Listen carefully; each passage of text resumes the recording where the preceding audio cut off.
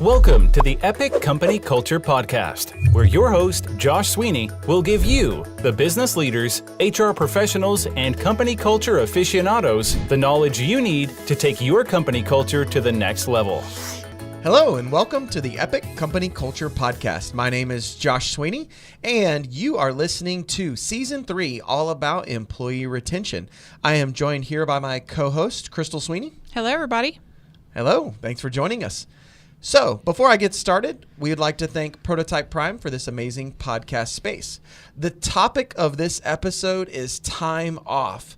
We're not going to talk about time off in the normal sense around like, should you be giving 1 week or 2 week, or should it be the unlimited time off policy? What we're really looking at is what are some of those different time off challenges that we have as employees, as managers, as people in the real world. So get us started, Crystal, with a little bit about, some of the different ways we see time off come about and things that we need to get involved in regular life. Yeah, I think this definitely goes beyond your traditional, paid holidays and things like that. What we're talking about is days that may be important to an employee that may not be important to everybody. I want to use Halloween, for example. Halloween is tomorrow, and I know this podcast is going to come out way later, but people with kids, Halloween is an important day because there's a lot of preparation. There's costumes to get together. The kids are super excited, and candy, of course, candy. And so for somebody who has kids, if they're sitting at the office until 5 or 6 o'clock in the evening, you're getting into that trick or treat time. Whereas, somebody who may not have any, they may not have kids and they may not have plans to do anything, they may not even be thinking about it. So really, this is about being aware of the different employee, home life situations and things that you could do, days off that you can give them that's meaningful. So I know you said, they may not be doing anything because they don't have kids, but I think you might have forgot that people without kids actually do get dressed up and go to parties. You might not remember that. It's been a while. Yeah.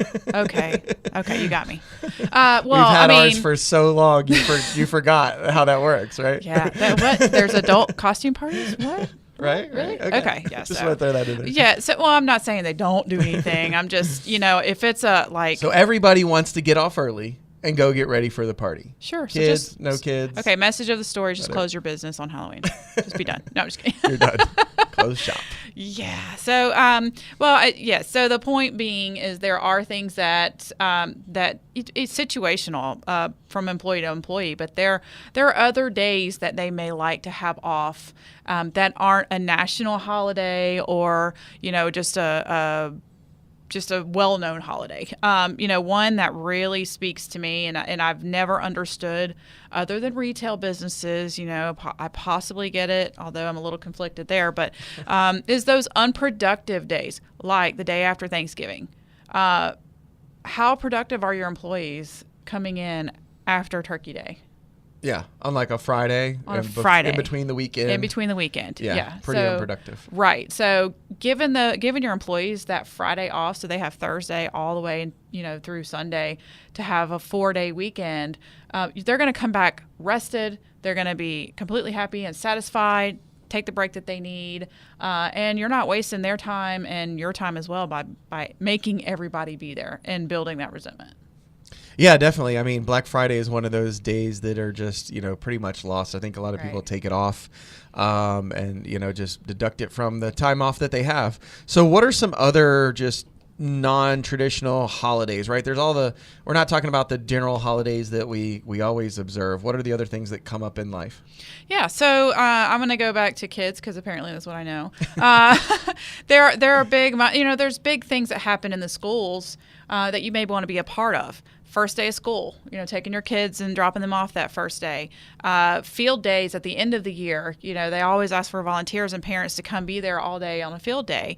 And those may be difficult for your employees to come and ask for because, it's not a traditional holiday, and it's they would just want to spend time with their kids while they're out playing and doing games and things like that. The kids are asking them, "Hey, mom, or dad, can you come to my field day? And it's like, oh, I don't have enough time off. And that's what you're trying to avoid. You're trying to give them those, give them a little bit of freedom to be with their family as well as at work.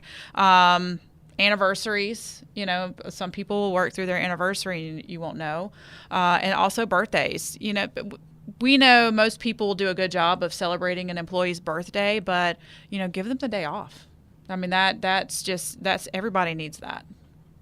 Yeah, I mean, there's definitely lots of ways that this comes up on needing different days off and times off. I can't remember, or I guess I can remember all the different birthdays where it's like, yeah, my birthday's on Wednesday, but oh well, what am I going to do Wednesday while everybody's at work? I'll just go to work. Going to work. We'll go party that night, or go have an event that evening, or push it to the weekend or something like that. So, or you could sit on the couch in your pajamas if you didn't have to work. You could. I mean, and binge watch something. Yeah, Netflix. Or for you, not for me. Not for you. Yeah. Okay. But also, we have some remote employees. What are their holidays? Their holidays are completely different. They may be on a completely different schedule than us, and knowing what that is, and being able to say, oh, it's one of your national holidays, or it's something that you guys have going on. I mean, that's going to make you a more valuable employer.